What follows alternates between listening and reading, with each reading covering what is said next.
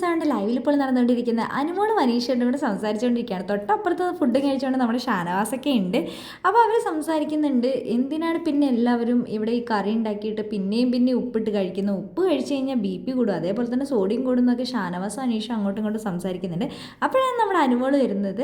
അപ്പോഴേക്കും അനീഷേട്ടൻ പുഞ്ചിരിച്ചുകൊണ്ട് അനുമോളോട് പറയുന്നുണ്ട് താങ്ക് യു സോ മച്ച് എന്ന് പറയുന്നുണ്ട്. അപ്പോൾ അനുമോൾ പറയുന്നുണ്ട് ഇന്നെല്ലാവരും നന്നായി ഫുഡ് കഴിച്ചിട്ടുണ്ട്, കാരണം ഇന്ന് നമ്മുടെ അനുമോൾ ഉരുളക്കിഴങ്ങ് വറുത്തതും അതേപോലെ തന്നെ കറിയൊക്കെ ഉണ്ടാക്കി കൊടുത്തിട്ടുണ്ട്. അപ്പോൾ എല്ലാവർക്കും നല്ല ഇഷ്ടപ്പെട്ടിട്ടുണ്ടായിരുന്നു. അതുകൊണ്ട് എൻ്റെ ടീമാണെന്ന് പറഞ്ഞിട്ട് ഭയങ്കര സന്തോഷമുണ്ട് അനീഷേട്ടന്.